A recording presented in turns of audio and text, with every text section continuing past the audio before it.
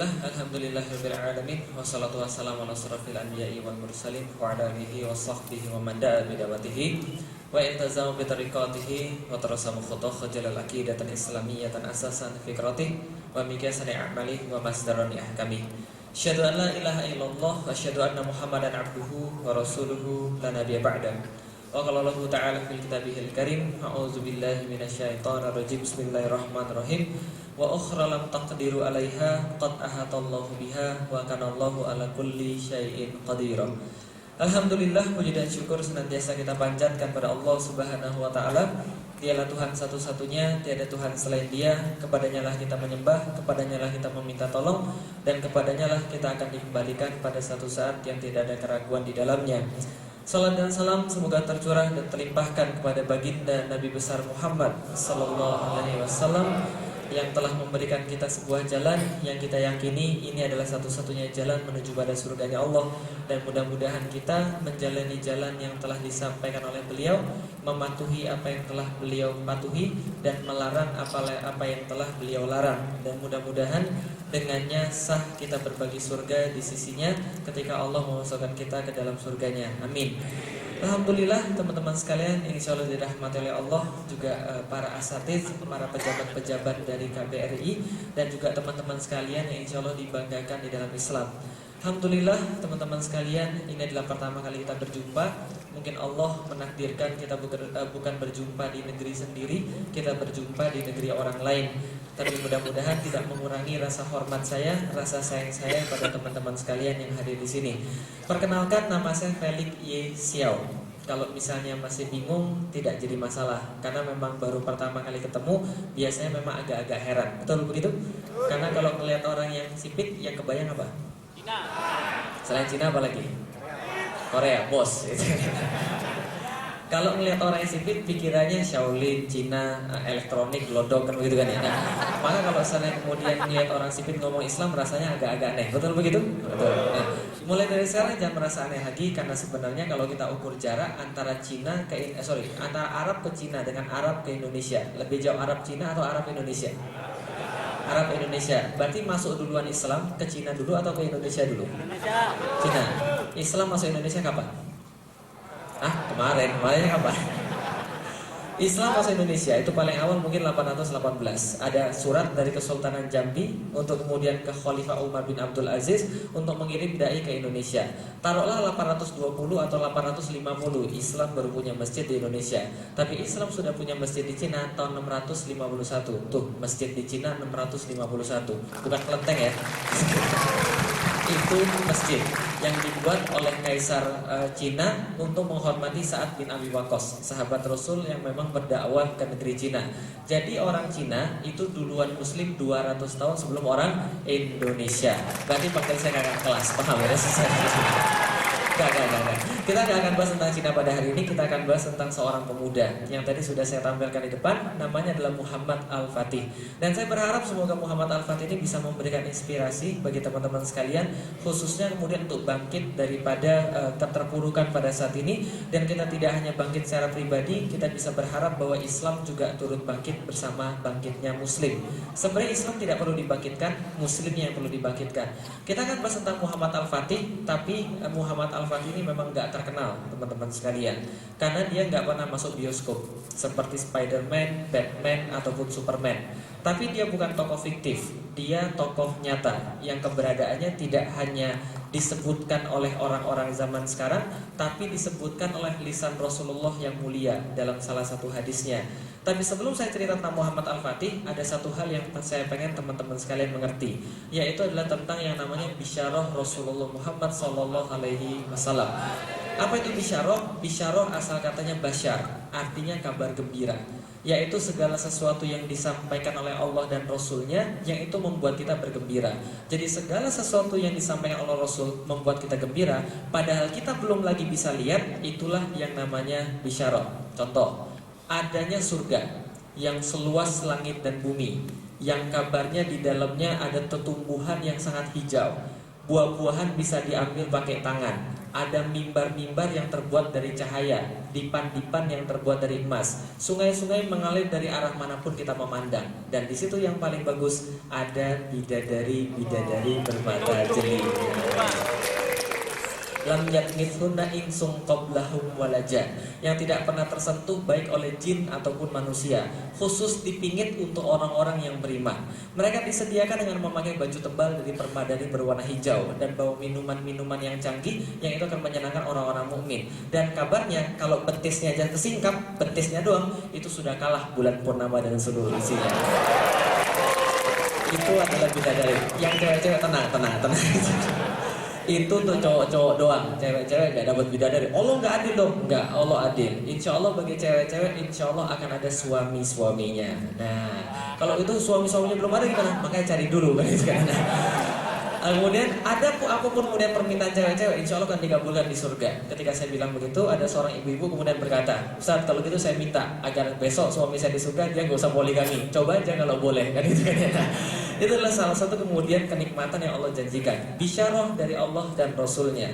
Ketika kita berbicara bisyarah, maka kita merasa bergembira, kita merasa senang, karena akan sesuatu kejadian di masa depan yang kita belum lihat dari sekarang, tapi itu membuat kita bersemangat. Bagi saya secara pribadi teman-teman sekalian, kalau nggak ada bisyarah, saya sudah berhenti dakwah dari dulu. Atau mungkin saya sudah keluar lagi dari Islam dari dulu. Lah kenapa? Karena bisyarah inilah yang membuat saya merasa yakin bahwa perjuangan ini akan kita menangkan, bahwa perjuangan ini akan berakhir dengan kemenangan kita. Kenapa bisa begitu? Bisyarah, tempat berharap di tengah-tengah keputusasaan, tempat berteduh di tengah-tengah terik. Kalau nggak ada bisyarah, mungkin kita sudah menyerah dari dulu. Karena kalau kita pikir pakai logika dan kita pikir pakai akal manusia biasa, kayaknya kita nggak mungkin menang. Betul begitu teman-teman sekalian? Orang-orang mereka punya duit, mereka punya kekuasaan, mereka menguasai media, mereka bisa menyetir apapun tentang Islam. Mereka katakan Islam jelek, mereka katakan Islam gak bagus dan sebagainya. Contoh misalnya, ketika Irsad Manji datang ke Indonesia, tahu Irsad Manji? Seorang aktivis liberal datang ke Indonesia, kemudian dia bilang, don't judge the book by its cover. Jangan menilai orang tuh dari covernya, jangan lihat buku dari tampilannya, lihat tuh dalamnya. Percuma aja kerudungan kalau dia judes, percuma aja kerudungan kalau hatinya jahat, percuma aja kerudungan kalau dia tukang maling. Lebih baik kemudian kita lihat hatinya. Gak penting luarnya, yang penting hatinya. Jilbabin luarnya gak penting, jilbabin hatinya dulu aja. Betul begitu? Betul-betulan sesat. Paham tidak saya? Tapi karena mereka punya kekuasaan, mereka punya uang, dan mereka punya media, mereka mendapatkan coverage media. Ribuan orang termurtadkan secara tidak sadar. Sementara kita, saya dan Ustadz Budi misalnya, 3 hari 3 malam kemudian ngomong gak berhenti-berhenti, suara habis, badan terkapar. Tapi berapa orang yang kemudian sadar? 3 atau 4 orang. Betul begitu? Susah-susah ngomong 3 atau 4 orang sadar. Media menayangkan sesuatu yang salah, ribuan orang termurtadkan tanpa sadar. Orang Korea, orang Amerika, orang manapun ketika mereka mendengar Islam, yang mereka pikirkan adalah teroris. Betul begitu? Itulah yang kemudian media lakukan. Kalau kita nggak punya bisyarah, kita nggak bakal berjuang, karena kita merasa sudah pasti kalah. Itulah namanya bisyarah. Contoh lagi, suatu hari setelah 3 minggu saya masuk Islam, saya berdiskusi dengan bapak saya. Bapak saya nanya, Lik, kenapa kamu masuk Islam? Saya katakan, karena Islam adalah satu-satunya agama yang terbaik. Lalu bapak saya tanya, bagus dari mana? Saya katakan, Islam adalah satu-satunya agama yang masuk akal. Bapak saya ketawa, lalu bilang, yang lebih miskin orang mana? Non-muslim atau muslim? Muslim. Yang lebih banyak gak makan? Non-muslim atau muslim? Muslim. Yang lebih banyak gak sekolah? Non-muslim atau muslim? Muslim. Yang lebih banyak jadi TKI? Non-muslim atau muslim? Muslim. Yang banyak hilang sandal di masjid? Muslim atau non-muslim? Muslim. Lalu bapak saya tanya, lalu di mana bagusnya Islam? Saya katakan, Islam dan Muslim itu berbeda. Islam itu adalah ajarannya, Muslim itu adalah orang yang diajarin. Lah zaman sekarang, Muslimnya aja nggak mau tahu tentang Islam, nggak mau belajar tentang Islam, bagaimana mereka bisa menerapkan Islam? Jadi yang papi lihat sekarang itu bukan Muslim.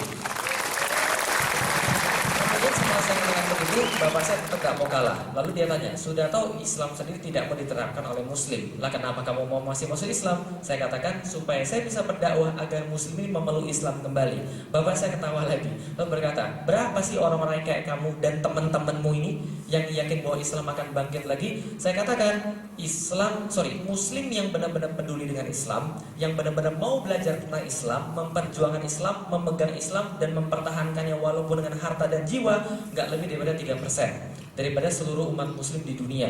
Bapak saya ketawa lagi bilang 3% mau merubah 97%. Lik, logikamu mana Lik? Logika dari mana 97% bisa dirubah 3%? Gak mungkin. Saya balas kemudian begini, betul, secara logika matematik gak mungkin 3% bisa merubah 97%. Sayangnya Tuhan saya gak pakai logika matematik. Logika Tuhan saya sederhana, kun fayakun. Jadi maka jadilah. Kemudian inilah yang menjadi sebuah keyakinan kita, Islam pasti akan bangkit. Kenapa? Karena ada bisyarah. Maka selalu saya katakan dalam berbagai kesempatan, kalau Anda mencari sebuah keseruan ketika memperjuangkan Islam, lupakan, karena memperjuangkan Islam itu nggak seru. Lah kenapa nggak seru? Kita sudah tahu ujungnya, kita pasti menang. Gitu. Maka memperjuangkan Islam kita sudah tahu ujungnya. Nah, untuk kemudian lebih memperkuat lagi tentang bisyarah, marilah kemudian saya ceritakan tentang suatu bisyarah yang berkaitan dengan kisah-kisah masa lalu. Ini adalah peta.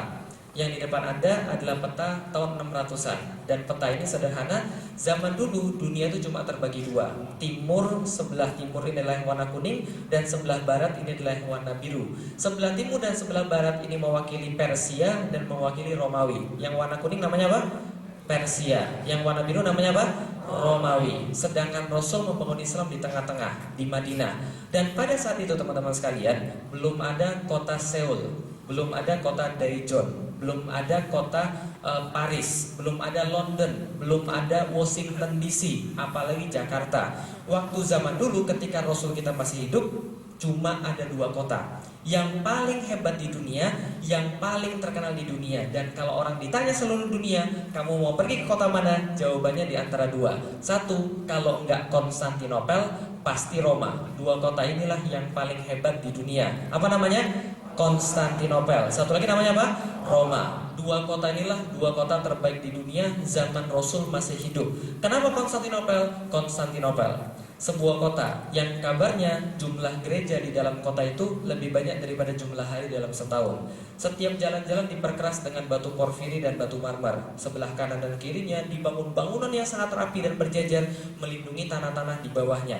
Dan di situ terdapat satu bangunan yang paling besar sekaligus simbol hegemoni Kristen Ortodoks, namanya Gereja Hagia Sophia. Saking kerennya Gereja Hagia Sophia, seorang pengembara dari Rusia yang berjalan ribuan kilometer sampai ke sana, dia bilang, saat dia masuk, kami masuk Gereja Hagia Sophia, dan saat itulah kami tidak bisa membedakan lagi, kami tersesat. Kami tidak tahu lagi kami masih berada di dunia atau kami sudah berada di surga karena masuk ke Gereja Hagia Sophia itu. Nah, di sana adalah tempat yang sangat luar biasa canggih. Itu adalah namanya kota Konstantinopel. Yang kedua, kota Roma, yang sampai detik ini kita berbicara masih jadi museum terbesar di dunia, karena setiap sudut kota adalah relik museum. Berarti ada dua kota. Satu apa namanya? Konstantinopel. Yang kedua namanya kota Roma. Dua kota yang paling hebat di dunia, dan dua-duanya masuk dalam hadis Rasulullah. Loh, gimana ceritanya masuk? Jadi begini ceritanya. Tahun 5 Hijriah, para sahabat dan Rasul menghadapi sebuah situasi yang paling genting dalam sejarah Islam, yang kelak akan dimaknai sebagai perang terbesar dalam sejarah Islam, sekaligus perang paling sulit dalam sejarah Islam. Kita kenal dengan nama perang apa? Perang Badar, salah. Perang Badar 1 Hijriah. Tahun 5 Hijriah, perang Ahzab. Perang Ahzab terjadi tahun 5 Hijriah. Kenapa namanya Ahzab? Ahzab artinya koalisi, gabungan. Jadi waktu itu orang-orang kafir Quraisy, orang Yahudi, orang Nasrani bentuk setgab. Bentuk setgab, pasukannya ada 10.000 orang. Berapa? 10.000 orang jalan ke Madinah dalam waktu 5 hari, ingin menghancurkan Madinah dan membunuh Rasulullah. Maka saat itu Rasul dapat laporan dari intelijen. Intel Rasul nggak main-main, paling canggih, Malaikat Jibril. Nah, Malaikat Jibril pernah ngasih tahu Rasulullah, ada 10.000 pasukan akan datang ke sini, bersiap-siaplah dalam waktu kira-kira 5-6 hari. Rasul katakan, kumpulkan pasukan kita, hitung ada berapa. Dapat 3.000 ya Rasulullah pasukan kita. Kemudian Rasul bilang, ada ide apa untuk melawan 10.000 pasukan dengan 3.000 pasukan? Salman Al-Farisi yang karangan. Kemudian dia mengatakan, gini Rasul, kita bangun parit aja yang membentengi antara kita dan mereka. Mereka gak bisa nyebrang ke kita bisa panah mereka. Mudah-mudahan Allah menolong kita. Walaupun kayaknya gak mungkin kita bisa menang dengan hitung-hitungan logika, 3.000 lawan 10.000. Yang menang siapa kira-kira? 10.000. Rasul katakan, jangan takut, kita bangun parit. Nah, setelahnya mereka bangun parit di sebelah selatan Madinah. Madinah itu kota yang sangat luar biasa istimewa. Sebelah barat, sebelah timur, dan sebelah utara itu semuanya gunung. Satu-satunya wilayah yang bisa ditembus adalah wilayah bagian selatan. Dan akhirnya mereka bikin wilayah bagian selatan parit yang sejauh 8 km. Berapa? 8 km. Kebayang nggak 8 km itu sepanjang apa? Kalau di Jakarta 8 km itu Cawang sampai Semanggi. Jauh nggak kira-kira? Jauh. Gali parit 8 km, lebarnya harus 5 meter, dalamnya harus 3 meter. Bayangkan berapa kubik tanah yang harus diangkat. Dan tanahnya bukan tanah Korea. Tanah itu tanah Arab, batu pasir, panasnya luar biasa, 40-45 derajat Celcius, gali parit yang sedemikian panjang, dan makanannya apa? Makanannya 1 kurma bagi 10. Berapa? 1 kurma bagi 10. Berat nggak kira-kira? Berat banget. Al-Quran aja mengatakan berat banget. Wajar bila para sahabat berada dalam tekanan dan akhirnya banyak yang kabur. Rasul izin ya pulang dulu. Nah kenapa? Anak-anak saya pada belum makan. Saya pulang dulu ya. Saya kasih makan anak saya dulu. Ya kabur, nggak balik lagi. Ya Rasul, saya izin dulu ya. Ini istri saya sendirian. Nanti kalau ada yang gangguin gimana? Saya ketemu istri saya dulu ya. Ya kabur, nggak balik lagi. Maka yang tinggal di parit itu cuma 2 jenis orang. Berapa jenis orang? 2. Satu yang benar-benar beriman. Yang kedua Yahudi yang terpaksa. Berapa? 2. Yang satu siapa? Yang benar-benar beriman. Yang kedua siapa? Yahudi yang terpaksa. Loh kok ada Yahudi di situ? Yahudi terpaksa datang ke sana karena mereka menandatangani piagam Madinah yang menyatakan bahwa mereka harus ada di sana ketika negara diserang. Maka mereka terpaksa ikut gali parit walaupun sampai grundel kalau kata orang Jawa. Nah, kalau kemudian itu ada 2 orang, satu yang benar-benar beriman, 2 orang Yahudi yang terpaksa. Saat itulah lagi capek-capeknya gali parit 8 km, panasnya luar biasa, lapar-laparan karena 1 kurma bagi ber-10, dan besok mau dihajar berapa puluh ribu pasukan? 10.000. Saat itulah tiba-tiba lagi capek, stres, panas, kemudian penuh dengan tekanan. Ada yang tanya pada Rasul, ya Rasul, kira-kira nih besok yang kita taklukkan Konstantinopel dulu atau Roma? Kebayang nggak pertanyaannya? Paham nggak kira maksudnya? Kalau belum paham saya bantu pahamin. Mereka lagi ada di mana tadi? Madinah. Konstantinopel dan Roma terpisah ribuan kilometer. Kalau naik pesawat itu 3-4 jam. Dan mereka belum pernah ngelihat sama sekali Konstantinopel, belum pernah ngelihat sama sekali Roma, cuma denger aja bahwa itu kota yang terhebat. Dan mereka sama sekali nggak tahu gimana caranya menaklukkan, tapi mereka tanya sama Rasul, ya Rasul, besok yang kita duluan taklukkan Konstantinopel atau Roma? Padahal ada berapa pasukan yang mau nyerang? 10.000. Berapa kilometer yang harus digali?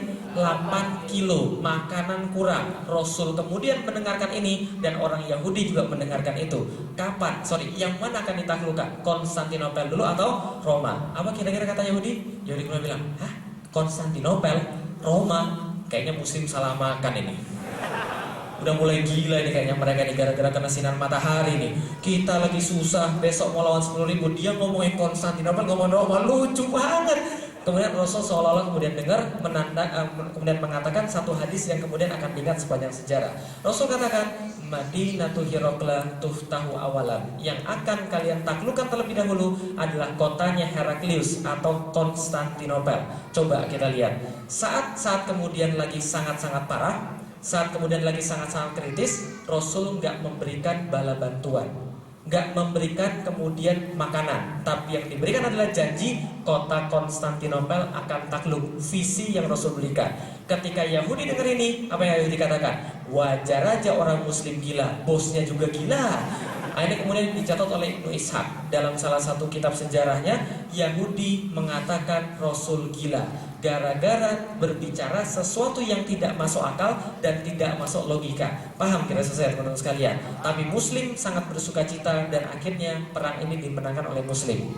Singkat cerita, cerita lengkapnya bisa dibaca di surat Al-Ahzab, surat 33 tentang perang ini. Nah, bagaimana kemudian ceritanya? Setelah perang Al-Ahzab selesai, Rasul keluarkan hadis yang lebih horor lagi. La tuftahanal Konstantinia, fala ni'mal amiruha, fala ni'mal jaisyu dzalikal jais. Akan ditaklukkan Konstantinopel bagi kalian. Dan sebaik-baik panglima adalah panglima yang menaklukkan. Dan sebaik-baik pasukan adalah pasukan yang menaklukkan. Coba bayangkan, ini kira-kira pujian atau celaan? Pujian. Yang puji siapa? Rasul. Rasul itu kalau puji, kira-kira kita pengen gak untuk menjadi panglima yang dimaksud? Jangankan pujian Rasul, Rasul ngeludah aja diperebutkan. Karena ludahnya Rasul itu jadi obat. Jadi suatu hari pernah Ali bin Abu Thalib datang, matanya nggak bisa melihat karena sakit mata, diludahin Rasul, langsung sembuh seketika. Itu Rasulullah, jadi coba-coba sekarang kan. Ustaz lagi sakit banget, Ustaz ludahin dong, jangan. Nah, Rasul ketika memuji apalagi? Semua orang berlomba-lomba untuk menjadi panglima yang dimaksud. Siapa sih yang berlomba-lomba? Yang pertama, Abu Ayyub Al-Ansori, yang umurnya pada waktu itu 80 tahun. Berapa umurnya? 80 tahun. Yang harusnya sudah sakit keras, yang harus sudah sebentar lagi mau meninggal, tapi dia rela pergi ke Konstantinopel untuk menaklukkan kota tadi. Namun dia nggak berhasil karena dia sudah terlalu tua. Yang berikutnya, Maslama bin Abdul Malik bawa 180.000 pasukan, kemudian ingin menaklukkan Konstantinopel dan dia juga tidak mampu. Berikutnya Harun al-Rasyid bawa pasukan banyak, nggak berhasil juga. Bayezid pertama, Murad kedua, dua sultan Turki yang sangat hebat perang, nggak mampu juga menaklukkan Konstantinopel. Padahal mereka hebat perang. Lah kenapa nggak mampu? Konstantinopel kota yang luar biasa. Bentuknya kayak segitiga, tuh kayak bentuknya tuh. Jadi bentuknya kayak segitiga, utaranya laut, sebelah timur laut dan sebelah selatan laut. Nggak ada kapal-kapal yang bisa menembus lewat lautan. Sementara lewat barat ada dinding-dinding yang kokoh yang nggak mungkin ditembus. Kenapa? Karena dindingnya super keras dan super tebal. Lalu kalau gitu siapa yang menaklukkan Konstantinopel dan merebut sebagai panglima terbaik? Ini orangnya, namanya Muhammad II bin Murad. Berapa umurnya ketika dia menaklukkan Konstantinopel nih kira-kira ini? 21 tahun. 21 kok sudah tahu? Sudah baca ya? Nah ini adalah Muhammad II bin Murad. Kok ada jenggotnya? 21 karena dia orang Turki. Jadi banyak jenggotnya. Kalau orang Cina nggak punya jenggot, jadi jangan banyak tanya lagi. Ada yang kadang-kadang suka aneh di Twitter nanya, Ustadz kok nggak jenggotan sih? Saya katakan, karena saya kemudian belum punya jenggot. Ustadz berarti nggak nyunah dong. Ustadz berarti nggak nyunah dong, kan Rasulullah kan pelihara jenggot. Ustadz nggak pelihara jenggot. Saya katakan tenang. Saya masih dalam masa pertumbuhan, tahu nggak sih? Jadi bukannya nggak mau, memang nggak bisa. Ini aja udah lumayan gara-gara banyak mengaji kan itu kan ya. Kalau kita lihat, inilah yang akan menaklukkan Konstantinopel. Namanya Muhammad II bin Murad. Dia adalah anaknya Murad kedua. Bapaknya adalah seorang yang sudah pernah ingin menaklukkan Konstantinopel, namun bapaknya tidak mampu. Ketika bapaknya tidak mampu, dia berazam agar anaknya akan menaklukkan Konstantinopel. Dan bapaknya gak main-main. Dia tugaskan dua ulama yang sangat hebat pada zamannya untuk membimbing anaknya menjadi penakluk Konstantinopel. Siapa dua ulama ini? Yang pertama namanya Syekh Ahmad Al-Qurani. Seperti namanya, dia membantu Muhammad Al-Fatih menghatamkan Al-Quran ketika umur 8 tahun. Berapa? 8 tahun. Kita hafal Al-Quran umur berapa? Belum. Dia 8 tahun hafal Al-Quran. Dan kemudian yang lebih hebat adalah namanya Syekh Aksyamsuddin. Karena kenapa hebat?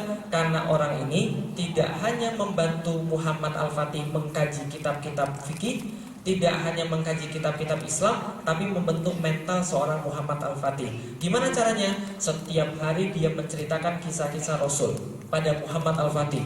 Akhlaknya, caranya berperang, caranya kemudian mengangkat panglima-panglima, bagaimana dia kemudian mengadopsi strategi, bagaimana dia menghadapi musuh, bagaimana dia mengayomi teman dan sebagainya. Sampai sedetail-detailnya diajarkan pada Muhammad Al-Fatih. Dan tidak hanya kisah Rasulullah, kisah para sahabat, Khalid bin Walid, Abu Ubaidah Al-Jarrah, kemudian segala macam panglima seperti Amr bin As dan sebagainya. Sampai anak ini kepalanya penuh dengan ide-ide perang, penuh dengan kisah-kisah kesatria, nggak cemen, nggak mudah galau kayak orang zaman sekarang. Nah kenapa orang zaman sekarang pada galau? Salah kisah masa lalu.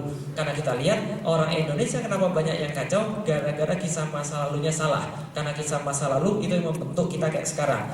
Muhammad Al-Fatih diceritakan kisah Rasulullah, nggak ada yang salah. Kita diceritakan apa zaman dulu? Kancil mencuri timun, itu kan ya, wajarnya gedenya jadi koruptor karena kancil mencuri timun tadi. Apalagi yang diceritain? Ada orang ngintip bidadari mandi, itu kan ya, selendangnya diambil, bidadari nggak bisa terbang, itu kan ya, bidadari nggak bisa terbang, dia nikah sama bidadari, berarti di kepala kita apa? Maling, berarti nikah sama bidadari, itu kan ya. Itu yang salah, maka kisah-kisah salah semua. Apalagi contohnya, kancil lomba lari sama kura-kura, yang mana siapa? Kura-kura yang kalah? Kancil. Muncul pepatah Jawa, alon-alon asal kelakon. Parahnya orang Indonesia ingatannya pendek, yang diingat alon-alon doang gitu kan ya. Selamatnya enggak, cuma lambatnya doang. Jadi kerjanya lambat gitu kan. Nah, Ini menjadi masalah besar. Muhammad Al-Fatih tidak. Dia diceritakan tentang kisah-kisah Rabbani, kisah-kisah Rasulullah dan para sahabat, sehingga muncul dia menjadi seorang panglima yang sangat luar biasa hebat. Suatu hari ketika dia masih berusia 8 tahunan, Aksyamsuddin mengajak dia ke sebuah tempat yang melihat Konstantinopel dari kejauhan. Kemudian Aksyamsuddin bilang pada Muhammad Al-Fatih, kota apa itu? Konstantinopel. Al-Fatih menjawab, kota apa itu? Yang akan kita taklukkan pada suatu hari nanti. Kemudian Aksyamsuddin berkata, bapakmu sudah pernah ke sana, dia gagal. Kakekmu pernah ke sana, dia pun gagal. Bahwa buyutmu juga pernah ke sana dan dia gagal. Dan anak-anakmu kelak akan pergi ke sana dan mereka akan gagal juga. Karena saya berpendapat orang yang dijanjikan Rasulullah sebagai panglima terbaik yang akan memimpin pasukan terbaik merebut kota itu ada di depan mata saya. Engkaulah Muhammad sang penakluk Konstantinopel. Maka Muhammad Al-Fatih semenjak umur 8 tahun yakin bahwa dia adalah penakluk Konstantinopel. Maka dia menambahkan, Konstantinopel akan ditaklukkan dan harus di tangan saya. Itu yang dia punya, dreamnya, impian dia. Apa yang kemudian dia lakukan? Memantaskan diri jadi panglima yang terbaik. Apa yang dia lakukan untuk memantaskan diri? Umur 16 tahun dia sudah hafal 8 bahasa. Berapa bahasa? 8 bahasa. Umur berapa? 16 tahun. Kita sudah berapa tahun? Lebih. Berapa bahasa yang kita kuasai? 4. Bahasa Indonesia, bahasa Korea, bahasa Jawa, bahasa isyarat. Lumayan. Nah, dia 8 bahasa. Dan dia dari semenjak balik hingga meninggal nggak pernah meninggalkan satu kali pun sholat rawatib dan sholat tahajud. Kenapa? Karena dia ingin menjadi panglima terbaik. Dan dia tahu panglima terbaik paling dekat dengan Allah. Maka dia dawamkan sholat rawatib dan sholat tahajud. Dia tidak hanya dawamkan sholat rawatib dan tahajud, dia bentuk panglima-panglima dia yang terbaik juga. Pasukan terbaik namanya Inkisaria. Saking kerennya pasukan ini, dilatih dengan fikih, dilatih perang dan dilatih segala macam. 7.000 pasukan ini dia bisa kemudian menjadi pasukan terbaik sampai perang dunia pertama. Ini pasukan Inkisaria. Tidak hanya pasukan, dia merebut kemudian kondisi geopolitik Konstantinopel dengan cara membangun benteng namanya Rumeli Hisar. Maksudnya apa? Nih, ini peta. Sudah pernah ke Istanbul? Belum. Udah. Nah, yang sudah pernah, ini adalah Selat Bosporus. Konstantinopel itu bentuknya segitiga kayak yang saya ceritain tadi. Al-Fatih kemudian bilang, kalau kita serang Konstantinopel, sampai kapanpun kita nggak akan bisa menang. Lah kenapa? Karena bala bantuan akan datang dari sini, bala tentara akan datang dari sini. Maka kalau kita mau menang, harus kita tutup Selat Bosporus. Gimana caranya? Gampang. Kita dulu pernah bangun benteng di sini. Nah, ini buyutnya pernah bangun benteng di sini. Namanya Anadolu Hisar. Kemudian berencana bangun benteng tempat di depannya agar bisa jadi gerbang yang menutup Selat Bosporus. Raja Konstantinopel, Kaisar Konstantinopel tahu tentang rencana ini, ngamuk kemudian bilang, "Woi, kamu ini anak siapa? Tahu nggak? Dulu buyut-buyutmu mau bangun benteng di tanahnya sendiri, dia minta izin kepada kami, sebagaimana seorang anak minta izin pada bapaknya. Lo sudah nggak minta izin, bangun di tanah orang pula." Akhirnya kemudian Al-Fatih kirim surat balasan. Saya kasih tahu, wilayah Konstantinopel adalah wilayah yang kau batasi dengan pagar-pagarmu saja. Selain itu bukan wilayah siapapun. Kalau aku ingin membangun benteng di situ, itu urusanku. Dan bila engkau berbicara tentang sultan-sultan sebelum saya, ketahuilah, sultan yang sekarang berbeda dengan sultan yang kemarin. Apapun yang tidak bisa mereka lakukan, bisa saya lakukan. Dan apapun yang tidak bisa mereka selesaikan, akan saya selesaikan dalam waktu singkat. Maka siapapun yang datang kembali lagi dengan tujuan yang sama, saya pastikan mereka tidak akan pulang dalam keadaan hidup. Maka kemudian gak ada lagi yang dikirim ke sana. Dibuatlah kemudian 2 benteng tadi. Ini benteng yang kemudian dibuat berdasarkan blueprintnya. Ini benteng buyutnya, namanya Anadolu Hisar. Gede gak? Gede. Ini mobil bila dibandingkan dengan bentengnya. Punyanya Muhammad Al-Fatih lebih gede lagi, 30.000 meter persegi. Selesai dalam waktu berapa lama? 4 bulan. Berapa lama? 4 bulan. Coba bayangkan, struktur seperti ini dan belum ada alat berat, selesai dalam waktu berapa lama? 4 bulan, teman-teman sekalian. Itulah beda orang-orang serius dan orang-orang gak serius. Kan itu kan ya. Nah, cepat kerjanya. Nah, setelah apa yang terjadi? Setelah semua selesai, namanya anak jagoan pasti punya penghalang. Betul begitu? Penghalangnya nih, namanya tembok Konstantinopel. Jadi kalau ada satu tembok yang gak pernah jebol selama 1123 tahun, Anda lagi lihat. Berapa lama dia bertahan? 1123 tahun perawan, teman-teman sekalian. Berapa lama perawan?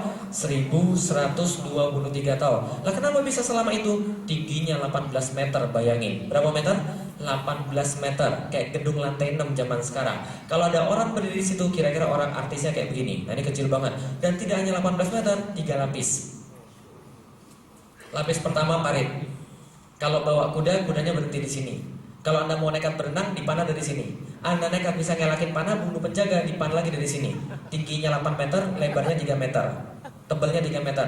Anda bisa manjat sini, lemparin batu. Anda bisa manjat ngindarin batu, bunuh penjaganya, dipanah lagi dari sini. Ini tingginya 12 meter, lebarnya 5 meter. Kalau Anda jadi Muhammad Al-Fatih, diapain biar bisa masuk ke dalam? Belum ada bor ke dalam. Bagus, sudah ada yang coba bor ke dalam dan berharap bisa muncul di sini. Ternyata orang Konstantinopel lebih pintar. Dia pasang baskom di sini, setiap 1 meter 1 baskom. Baskomnya diisi air, dan ketika ada yang gali, tanahnya bergetar. Teret, teret, teret, teret. Nah, dia tahu siapa yang gali dan munculnya di mana. Dia buat lubang counter attack, kemudian disiram dengan ter, dibakar, dibawa hidup-hidup. Bukan usul yang bagus. Terus gimana lagi kira-kira? Gimana lagi kira-kira? Dari atas terbang nggak bisa. Itu tingginya itu 16 meter itu, 18 meter nggak bisa. Terus gimana lagi? Lempar batu, nggak ada batu yang bisa jebol itu. Terus gimana lagi? Pakai tangga, lempar batu dari atas. Istighosa, nggak pernah menang. Lalu begitu kita lihat. Nah, karena kemudian Muhammad Al-Fatih tahu cara apapun sudah dicoba tapi dia nggak menang, akhirnya dia coba cara yang lain. Dia pikir begini, kalau kita coba cara yang lama pasti nggak akan menang. Kita harus coba cara yang baru. Gimana? Dia juga nggak tahu. Tapi dia punya ide, Allah pasti akan memberitahu. Ternyata betul. Pucuk dicita, ulam tiba. Satu hari ada seorang seniman senjata namanya Orban. Dia datang dari Hungaria bawa rancangan senjata baru kepada Kaisar Konstantinopel karena satu akidah. Kira-kira dia bilang begini, bos, aku punya senjata baru nih bos, mau bikin nggak? Kaisar ngeliat lo bilang, bagus juga senjata lo. Berapa bikinnya?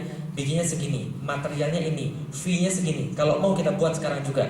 Kaisar lalu bilang, sorry, kita lagi nggak punya duit. Gini aja, kamu tunggu di sini, jangan pergi kemana-mana. Kalau kita punya duit, kita bikin senjatamu. Ternyata dia sudah setahun di sana, nggak dibikin-bikin senjatanya. Namanya tukang buat senjata kan nggak punya ideologi, betul begitu? Dia cari orang yang punya duit. Datang pada Muhammad Al-Fatih lalu dia tawarin, bos, gua ada senjata nih bos, mau bikin nggak? Al-Fatih ketika pertama kali ketemu dia, langsung dia bilang begini, bisakah engkau membuat sebuah senjata yang bisa melontarkan proyektil sebesar ini? Pakai tangannya, proyektil sebesar ini. Orban kemudian merasa curiga dan berkata, apakah engkau berkehendak menghancurkan tembok Konstantinopel? Al-Fatih berkata, kalau iya kenapa? Orban menjawab, kalau iya kebetulan. Saya sudah tinggal di sana 1 tahun. Saya tahu setiap sudut-sudut tembok dan saya tahu bagaimana menghancurkan. Jangankan kemudian tembok Konstantinopel, menara Babilonia kalau ada di depan mata saya hancurkan dengan senjata saya. Sombong, tapi nggak ada masalah. Dibuatlah kemudian senjata penghancur tembok Konstantinopel yang terkenal dengan nama The Great Turkish Bomber, yang bentuknya kira-kira kayak begini. Ini bentuknya. Kalibernya 0,7 meter. Beratnya 18,2 ton, panjangnya 5,2 meter, jarak tembaknya 1,6 kilo, dan saling muntah peluru 680 kilo. Bayangin berapa kambing itu, bayangin berapa sapi itu, Pak. Nah, inilah kemudian senjata yang dibuat untuk Muhammad Al-Fatih. Setelah selesai, ditembakkan 10 kilometer kemudian terdengar dem 2 meter di bawah tanah. Al-Fatih katakan, bagus. Sekarang tolong buatkan saya ukuran yang 2 kali lipat. Lagi mana caranya? Terserah kamu, kan kamu seniman senjata ya buat saya. Setelah dalam waktu 1 tahun, Al-Fatih berhasil membuat kira-kira 69 meriam. Satu ukurannya 5,2 meter, satu ukurannya 8,4 meter yang monster, sisanya ukuran standar 3-4 meter. Yang 3-4 meter kayak apa? Nih, yang 3-4 meter masih ada sampai sekarang di Museum Fort Nelson di Inggris, Portsmouth. Loh, itu siapa? Itu artisnya teman-teman sekalian. Karena itu ada artisnya, pesan sponsor teman-teman sekalian. Kita lihat. Nah, setelah semuanya kemudian terjadi, maka Al-Fatih siap menyerang Konstantinopel. 6 April 1453, Al-Fatih menyerang Konstantinopel dari 3 arah mata angin. Dari sebelah selatan dia berusaha melalui kapal-kapal, sebelah barat dia menyerang melalui tembok Konstantinopel, dan sebelah utara dia berusaha masuk ke dalam Teluk Tanduk Emas. Kemudian dari sebelah selatan dikoordinasi sekitar 400 kapal menyerang Konstantinopel dari sebelah lautan. Sebelah timur beberapa kapal kecil mengambil lewat Teluk Tanduk tadi, dan sebelah barat total 250.000 pasukan menyerang Konstantinopel dari sebelah barat. Berapa? 250.000. Di sini ada berapa orang? 1.000. Bayangin 250 kalinya. 250.000 berjalan. Mereka katakan, tatkala kami berjalan, maka tanah tidak kelihatan lagi sinar matahari karena sinar matahari terhalang oleh tombak-tombak kami. Dan tatkala mereka kemudian berkemah, maka bumi nggak ada yang kelihatan karena tertutup oleh kemah-kemah mereka. Saat mereka sampai ke depan Konstantinopel, maka giliran orang Konstantinopel yang mendeskripsikan. Orang Konstantinopel bilang, kami melihat pasukan Muslim berjalan ke arah kami seperti sungai dari besi karena baju zirah mereka memancarkan sinar matahari. Dan saat kemudian mereka berdiri di depan kami, mereka meliputi kami dari pantai sampai ke pantai. Kebayang nggak? Dari pantai sampai ke pantai, semuanya Muslim, teman-teman sekalian. Al-Fatih menyerang tanggal 6 April 1453. Yang menang siapa? Muhammad Al-Fatih atau Konstantinopel? Maunya, tapi yang terjadi adalah Muhammad Al-Fatih kalah total. Sebelah selatan kapal-kapalnya hancur. Karena kapal-kapalnya berjumlah 400 kalah dengan 27 kapal Konstantinopel. Berapa kapal? 27, nggak salah tulis, nggak, karena kapal Konstantinopel dibuat 10-14 kali lipat lebih besar daripada kapal-kapal umat muslim, kalah total. Sebelah timur dipasang rantai segede kingkong, sehingga kapal-kapal nggak ada yang bisa masuk, rantainya segini-gini nih, nggak ada yang bisa masuk. Nah, kemudian sebelah barat gimana? Kan ada meriam, betul, meriam ditembakkan, hancur sebagian besar tembok, tapi baru ketahuan kelemahannya. Apa kelemahannya? Reloadnya 3 jam sekali. Ya, duar, tembak. Udah tunggu dulu, jangan diapa-apain. Lagi panas nih, lagi panas. Jadi apa-apain. Tembaga kalau dipanasin, kemudian ditembakin lagi, hasilnya kayak apa? Hancur. Kayak gelas kalau kita isi air panas, kemudian kita isi air dingin, patah. Makanya kemudian jangan diapa-apain. 3 jam dulu. Tembak kita duar, nggak selesai urusannya. Selama 1 hari 1 malam cuma bisa nembak 7 kali. Tembak, hancur semen. Tembak, hancur semen. Tembak, hancur semen. Yang ditembak itu adalah tembok sepanjang 7,5 km. Meriamnya cuma ada 69. Nggak selesai urusannya. Saat itulah kemudian banyak orang-orang muslim terbunuh. 2 minggu sudah menyerang, tidak terjadi kemenangan. 2 minggu setelah menyerang, tidak terjadi secacah kemenangan. Yang terjadi sebaliknya, logistik habis. Orang-orang penyakit semakin banyak, orang-orang semakin banyak meninggal. Di saat tekanan seperti itulah muncul suara-suara sumbang. Tahu suara sumbang? Belum. Tahu suara sumbang? Bukan flu, tahu suara sumbang? Pulang aja yuk. Kayaknya kita nggak mungkin menang deh. Ini salahnya Muhammad Al-Fatih nih, kenapa dia kemudian mau banget menaklukkan Konstantinopel. Padahal menaklukkan Konstantinopel, kita orang banyak mati, orang-orang banyak kelaparan, dan orang-orang banyak yang kemudian binasa di sini gara-gara Muhammad Al-Fatih. Al-Fatih sadar, mengumpulkan komando-komando pasukannya, kemudian dia mengadakan sebuah rapat darurat, dan dia katakan, sampaikan pada saya kalau ada sesuatu yang kurang, Anda mau tetap berperang atau kita mundur ke belakang. Akhirnya nggak ada yang ngomong. Karena kenapa? Semuanya nggak ada yang berani ngomong kecuali satu orang. Jenggotnya putih, sudah paling senior, kemudian dia bilang, saya adalah penasihat yang paling senior. Betul? Betul. Izinkan saya berbicara. Ya, saya adalah orang yang paling tahu tentang engkau.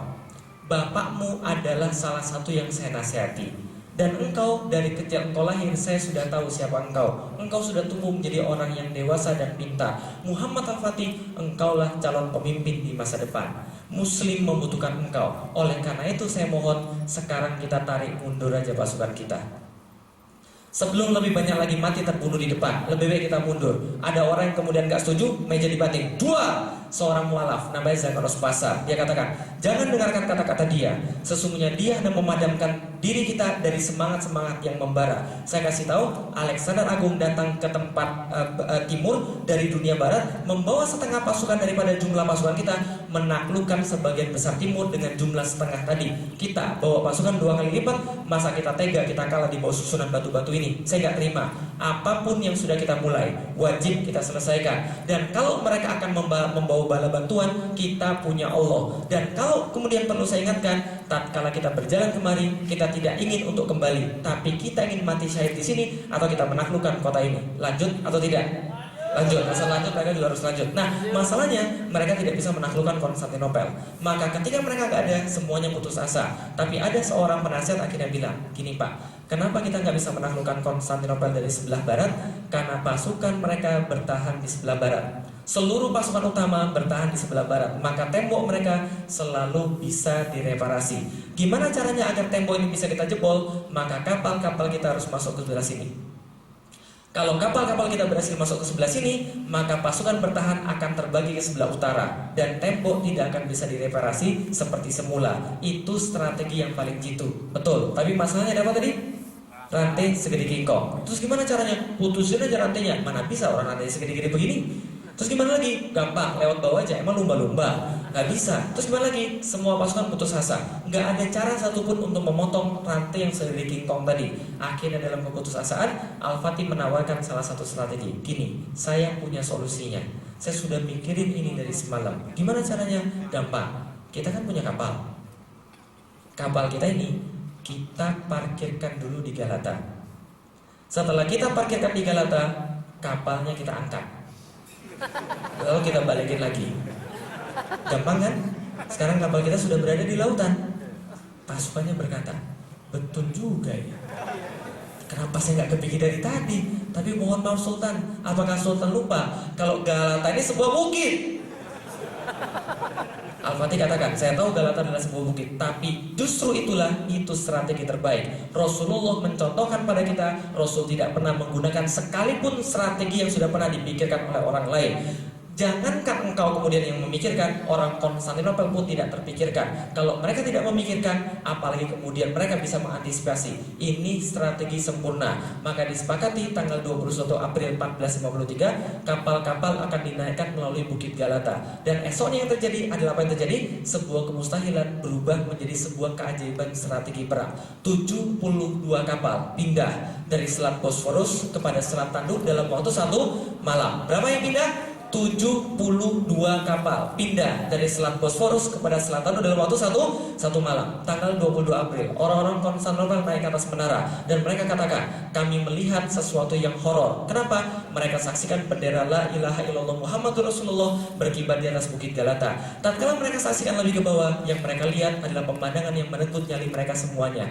Kapal-kapal perang satu persatu menuruni bukit-bukit Galata, masuk ke dalam wilayah mereka yang selama itu mereka anggap paling aman, berubah menjadi wilayah paling berbahaya bagi mereka. Dan mereka katakan sejak saat itu, Konstantinopel is over. Konstantinopel sudah selesai. Peperangan dilanjutkan hampir 2 bulan berikutnya sampai pada tanggal 27 Mei 1453. Sampai Al-Fatih berhasil membuat suatu lubang yang sangat besar dan kemudian pasukan diberhentikan untuk berperang. Setelah terjadi lubang ini, Al-Fatih berhentikan pasukan berperang pada tanggal 27 Mei dan mengatakan, para pasukan sekalian, berhenti semuanya berperang. Hari ini kita kemudian berhenti berperang dan pada tanggal 29 kita akan melakukan serangan yang terakhir. Dan karena itulah saya minta pada tanggal 28 semuanya berpuasa sunnah, agar Allah mengabulkan doa kita, memudahkan penaklukan kita. Tanggal 28 subuh hingga maghrib, suasana syahdu menyelimuti seluruh kaum muslimin. Kemah-kemah kemudian terdengar alunan ayat suci Al-Quran, zikir-zikir atas Rasulullah, kemudian salawat-salawat atas Rasulullah,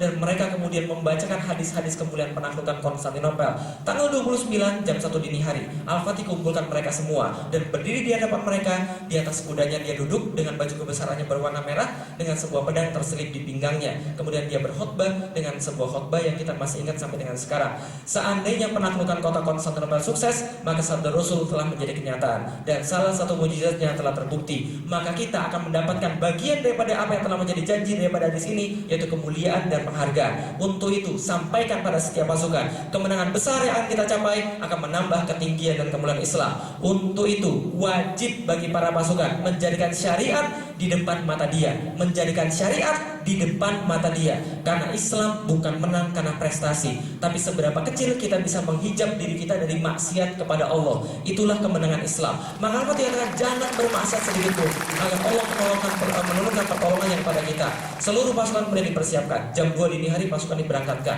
jam 2 sampai jam 4 ganti pasukan, jam 4 sampai jam 6. Jam 6 Inkisaria dikeluarkan pasukan utama, dan jam setengah 7 sebelum matahari bersinar dari sebelah timur, the rest is history. Konstantinopel takluk. Kemudian Al-Fatih masuk ke dalam kota dan mengucapkan alhamdulillah, semoga Allah merahmati para syuhada, memberikan kemuliaan pada mujahidin, serta kebanggaan dan syukur buat rakyatku. 29 Mei 1453, Al-Fatih kemudian berjalan menuju gereja Hagia Sophia, mengucapkan Masya Allah sampai menoleh ke kiri dan ke kanan. Sampai ke depan gereja Hagia Sophia, kemudian dia turun dari kudanya, tidak dapat menahan kegembiraannya, kemudian dia sujud ke arah Mekah dan kemudian mengambil segenggam tanah Konstantinopel, menaruh ke atas kepala dia. Sebagai perwujudan dia hanya berasal daripada tanah. Masuk ke dalam gereja, kemudian dia menemukan ribuan orang menangis histeris karena mereka takut dibunuh. Tapi Al-Fatih katakan, keluar kalian dari gereja ini. Kami minta semuanya keluar. Yang ingin keluar dari kota, kami jamin nyawa mereka sampai ke gerbang kota. Yang tetap mau tinggal di Konstantinopel, biarlah mereka mendapatkan properti mereka masing-masing. Tapi kami minta tempat ini dijadikan sebagai masjid. Tempat yang paling megah di dunia, tempat yang paling indah di dunia, tempat yang paling luar biasa di dunia, dirubah menjadi masjid. Persis tatkala Rasulullah pergi ke Makkah, pergi ke Madinah, masjid tempat pertama kali dilantik, Muhammad Al-Fatih menaklukkan Konstantinopel dengan melantik masjid pertama kali. Semua dibersihkan, patung-patung dikeluarkan, kemudian dibikinkan suatu mimbar yang paling bagus. Sebelum asar, semua pekerjaan sudah selesai, dan pada waktu asar, azan pertama kali berkumandang di Konstantinopel. Allahu Akbar, Allahu Akbar. Untuk pertama kalinya. Setelah kemudian itu tidak pernah absen azan berkumandang di Konstantinopel. Konstantinopel takluk di tangan Islam setelah 825 tahun. Takbir! Kayak dongeng ya? Kayak dongeng ya? Itu bukan dongeng teman-teman sekalian. Itu sebuah kenyataan, sebuah izah kaum muslimin ketika kita masih menetapi syariat Allah.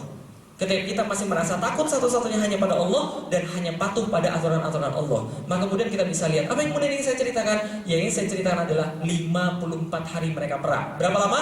54 hari mereka perang dan 825 tahun penantian. Berapa lama? 825 tahun semenjak Rasul mengucapkan la tuftahan al-Konstantinia dari lisannya yang mulia. La tuftahan al-Konstantinia, akan ditaklukkan Konstantinopel. Dan pada saat itu Yahudi tertawa terbahak-bahak karena mengira Rasul kita sudah gila. Dan waktu itu selama itu kemudian dunia menertawakan Rasulullah, tapi kaum muslimin tetap percaya. Generasi berganti generasi, keyakinan itu diwariskan kemudian tahun demi tahun, hari demi hari, sampai 825 tahun kemudian seorang pemuda berusia 21 tahun masuk ke dalam kota dan mengucapkan, Rasul kami tidak pernah bohong. Berapa lama? 825 tahun penantian. 825 tahun yakin pada janji Rasulullah yang tidak dapat dilihat oleh mata manusia. Kemudian kita bertanya-tanya pada diri kita pribadi, 1,7 miliar umat muslim pada zaman sekarang, dan mereka tidak ada apa-apanya menjadi buih di dunia. Kemudian kita kemudian bertanya, apa salah kita? Kenapa kita nggak bisa seperti mereka? Kenapa kita nggak bisa seperti Muhammad Al-Fatih yang kemudian yakin pada janji Rasulullah? Inilah kemudian bedanya kita dengan mereka. They believe in something that cannot be seen by eyes. Mereka percaya pada sesuatu yang tidak dapat terlihat oleh mata. Karena kita sekarang terlalu banyak pakai logika dan kita nggak percaya dalil lagi. Betul begitu? Mereka tidak. Mereka bukan pakai logika. Mereka tidak pakai mata. Mereka pakai dalil Rasulullah. Contoh, tahu Sumayyah? Seorang ibunda yang punya anak Amr bin Yasir. Amr bin Yasir ini masuk Islam, ajak dua orang tuanya masuk Islam. Alhamdulillah mereka mau. Setelah mereka masuk Islam, Umayyah bin Khalaf, pemilik budaknya itu marah besar, nyuruh semuanya kembali ke dalam agama yang lama. Umayyah kemudian merantai Amr bin Yasir di sebuah tiang, gak bisa bergerak. Bapaknya Yasir dibunuh dengan cara diikatkan dengan tali ke satu kuda, satu tali ke satu kuda yang lain, terbelah di tengah-tengah. Ibunya disiksa, Sumayyah disiksa dengan cara begini, dicambuk, kemudian disakiti, sampai kemudian disuruh, akui Lata Uzamana adalah Tuhanmu. Malah yang dilakukan apa oleh Sumayyah? Diludahi itu kemudian yang punya tadi, majikannya tadi Umayyah bin Khalaf, diludahi karena menyuruh dia untuk murtad. Coba bayangkan, Umayyah bin Khalaf diludahi, kira-kira apa yang terjadi? Dia ambil tombak, ditusukkan dari selangkangan sampai tembus pada lehernya.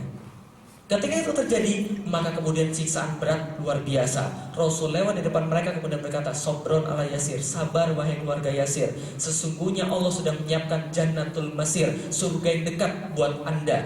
Maka kemudian seketika itu juga Sumayyah langsung berkata, ya Rasulullah, surga yang sudah di depan mata saya ini. Dilihat pakai mata atau enggak? Enggak. Yang dilihat pakai mata apa? Siksaan. Tombak dari selangkangan tembus pada leher dia. Luar biasa sakit. Tapi ketika itu yang dia lihat justru surga. Apa artinya? Perkataan Rasulullah jauh lebih nyata bagi dia daripada fakta di depan mata. Alhamdulillah selesai. Dalam pelajaran, dalam kita belajar, tidak penting siapa yang menyampaikan, yang penting apa yang disampaikan dalam belajar. Tapi dalam keimanan, tidak penting apa yang disampaikan, yang penting siapa yang menyampaikan. Ketika Rasulullah yang berbicara, tidak ada kemudian alasan untuk menolak satupun ucapan Rasulullah. Tidak ada alasan untuk meragukan, karena ucapan Rasul pasti terjadi di masa depan. Adalah suatu kepastian yang pasti terjadi di masa depan, termasuk kebangkitan Islam. Bisa dipahami kira maksud saya teman-teman sekalian. Rasul tidak akan pernah bohong. Termasuk dalam kemudian kebangkitan Islam. Kapan Konstantinopel takluk? 29 Mei 1453. Salah. Kapan Konstantinopel takluk? Konstantinopel takluk bukan pada tanggal 29 Mei 1453. Konstantinopel takluk jauh sebelum itu, 825 tahun yang lalu. Tatkala Rasulullah berucap la tuftahanal Konstantinia, maka bagi umat muslim it's enough. Cukup bagi mereka menjadi alasan mengeluarkan seluruh harta mereka untuk berjuang di jalan Islam, ataupun jiwa mereka untuk berjuang di jalan Islam, karena Rasul pasti benar adanya. Inilah kemudian rahasia mereka. They believe in something that cannot be seen by us. Dan itulah yang membedakan kita dengan orang-orang selain Islam. Betul begitu? Orang selain Islam ngelihat baru yakin. Kita enggak. Kita yakin baru kita ngelihat. Ya kan ya?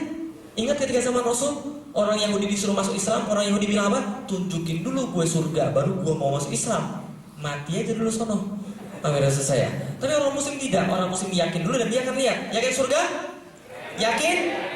Insya Allah kita akan lihat. Kalau kita benar-benar yakin akan surga Allah, kita insya Allah akan lihat. Inilah benar rahasia mereka. Nah kalau gitu kita lihat, kenapa penting banget meyakini kemudian apa yang diyakini oleh Rasulullah? Karena kenyataan di depan mata kita sekarang seperti ini. Gaza, Palestina, Syria, Somalia, kemudian Myanmar dan sebagainya. Umat Islam tertindas di mana-mana. Ini yang kemudian terjadi di depan mata kita. Kalau kita lihat seperti ini, yakin nggak kita bahwa Islam akan bangkit? Enggak, kalau cuma lihat pakai logika. Tapi kemudian kenapa orang harus yakin? Karena kemudian mereka harus kemudian melihat apa yang dilihat oleh Rasulullah.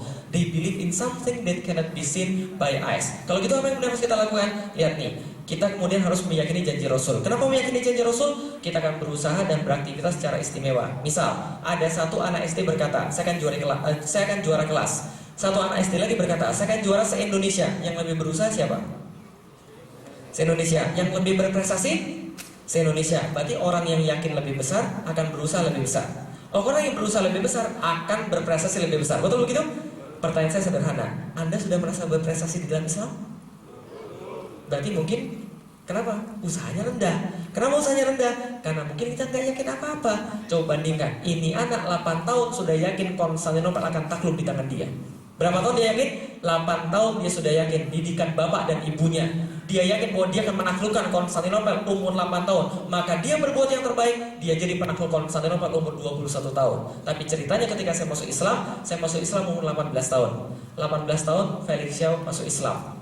Kemudian ketika saya masuk Islam, ustadz saya menceritakan pada saya Muhammad Al-Fatih. Dia katakan, Lik, ada seorang pemuda menaklukkan Konstantinopel umurnya 23 tahun.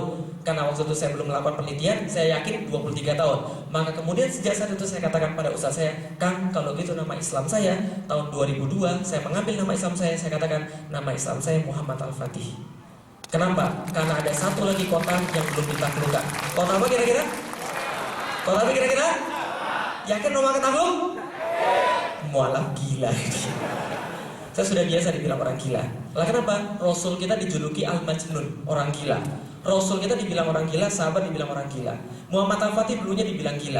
Kalau saya ditambah satu dikatakan orang gila, nggak ada masalah, tambah satu juga kan itu kan ya. Orang gila adalah orang yang percaya pada janji Rasulullah di saat yang lain nggak mau percaya. 23 tahun saya akan menaklukkan kota Roma. Saya berjanji pada saat itu. Setelah kemudian saya umur 23 tahun, 5 tahun saya sudah berada di dalam Islam, ternyata Roma belum saya taklukkan. Pergi aja belum. Baru pergi kemarin tahun 2012 saya pergi ke kota Roma, baru survei, ternyata iya bisa ditaklukkan insya Allah. Kemudian ketika saya sudah berumur 23 tahun, saya belum bisa menaklukkan kota Roma. Yang saya taklukkan malah yang lain. Saya menaklukkan seorang istri. Saya menaklukkan seorang istri, lalu terus kemudian saya bilang sama istri saya begini, Dek, kayaknya kita nggak bisa menaklukkan kota Roma ketika berumur 23 tahun. Kayaknya anak kita yang menaklukkan kota Roma. Karena itu nama anak kita harus Muhammad Al-Fatih. Istri saya katakan, sepakat, nama anak kita harus Muhammad Al-Fatih. Tahun 2008, Alhamdulillah punya anak pertama, perempuan. Gak jadi, gak nama Muhammad Al-Fatih. Akhirnya 2010, anak kita lahir, laki-laki, Alhamdulillah. Kita mau kasih nama Muhammad Al-Fatih, gak jadi. Kenapa? Teman-teman saya seluruhnya namanya Muhammad Al-Fatih semua. Saya sudah cerita ini dari tahun 2008. Semua teman-teman saya berebut nama anak-anak Al-Fatih. Ada yang Al-Fatih ini, Al-Fatih itu, Al-Fatih ini, Al-Fatih itu. Ustadz saya namanya Muhammad Fatih Karim. Karena dia juga terobsesi dengan Muhammad Al-Fatih. Nama anaknya tahu siapa? Muhammad Fatih Alif. Saya tanya, kenapa Fatih Alif, Kang? Dia bilang, Alif itu kan angka pertama, huruf pertama, berarti dia duluan, yang lain belakangan. Ada Muhammad Fatih Al-Awal, di awalan yang lain akhir. Terus saya bilang, sudah kita nggak usah kasih nama Muhammad Al-Fatih lagi, kita yang lain aja. Akhirnya apa terjadi? Saya akhirnya kasih nama anak saya Sifar Muhammad Al-Fatih 1453. Itu nama anak saya. Gak ada yang akan nyamai 1453. Angka. Serius. Saya datang ke catatan sipil sendiri, bawa nama anak saya. Apa nama anaknya? Ini Pak, Sifar Muhammad Al-Fatih 1453. Orang bilang 1453 Pak. Bukan huruf Pak, itu 1453 angka. Huruf angka. Pak, 15 tahun Pak saya kerja di sini Pak, belum ada yang kayak begini Pak. Makanya buat sekarang karena belum ada. Pak ini susah nih Pak, gimana kalau ujian nanti susah ngelingkarin 1453? Jangan mikir ujian, masih lama. Saya bilang sekarang aja. Wiro bilang aja boleh 212, kenapa saya nggak boleh? Akhirnya kemudian anak saya dikasih 1453. Tahun 2011 anak saya lahir lagi. Namanya Gozi Muhammad Al-Fatih 1453. Untuk apa? Ada dua alasan. Satu, ketika dia sudah gede dia akan kenalan sama orang. Siapa namanya? Sifar Muhammad Al-Fatih 1453. Orang pasti nanya, apa tuh 1453? Dengerin, saya mau ceramah dari awal sampai akhir. Itu yang pertama. Yang kedua, ini yang serius. Saya nggak tahu sampai kapan saya bisa mendidik dia, dan saya nggak tahu sampai kapan saya bisa membimbing dia. Saya nggak tahu sampai kapan saya bisa mentransfer kepribadian saya pada dia. Tapi seandainya Allah minta saya mati duluan, atau minta saya duluan, karena orang-orang baik itu biasanya duluan. Betul begitu? Good people die young. Orang-orang baik itu kemudian meninggalnya muda. Nah kalau kemudian Allah kemudian minta saya duluan, setidaknya dia nggak usah tanya kemudian pada ibunya, dia nggak usah tanya pada siapapun. Cukup buka internet, ketik 1453, dan dia akan dapat pada satu masa di mana seluruh dunia yakin bahwa Rasul kita nggak pernah bohong. Harus saya 1453 berubah dunia, bahwa semua dunia yakin bahwa Rasul kita tidak bohong, karena orang ini tidak berhenti sampai di sana. 21 tahun dia menaklukkan Konstantinopel, sampai umur 49 tahun dia merangsek ke arah barat, menaklukkan Bosnia, Herzegovina, kemudian Albania, menaklukkan kemudian kota-kota lain, sampai menaklukkan kota Bari yang ada klub bola Barinya, tahu kan ya? Menaklukkan kota Bari dekat dengan kota Roma. Dia menyiapkan pasukan besar untuk menyerang Roma. Di tengah jalan kemudian dia meninggal. Paus mendapatkan surat La Grande Aquila e Morta, elang perkasa itu sudah mati. Ternyata dia mati dalam keadaan menuju ke kota Roma. Alhamdulillah atau innalillah? Innalillah berarti kemudian ada satu pahlawan meninggal. Alhamdulillah berarti itu bukan jatah dia. Paham ya saya? Jatah siapa itu kira-kira? Yakin Roma takluk? Oke, sebelum saya mengakhiri ada satu pertanyaan. Ingat ketika gali parit bersama Rasul tadi? Ada berapa golongan di situ? Dua. Satu siapa? Yang benar-benar beriman. Yang kedua, Yahudi yang terpaksa. Tatkala disampaikan bisyarah tentang takluknya Konstantinopel dan Roma, Yahudi ketawa guling-guling, mengolok-olok Rasul dengan kata-kata gila. Orang Muslim yakin dan berbuat yang sebaik-baiknya, memantaskan diri menaklukkan kota Konstantinopel. Mau jadi yang mana? Yang benar-benar beriman atau Yahudi yang terpaksa? Yakin? Oke, yakin Roma akan takluk? Yakin? Takbir! Terima kasih. Billahi taufiq wal hidayah. Wa minkum. Assalamualaikum warahmatullahi wabarakatuh. Ya Rabbana Rabbana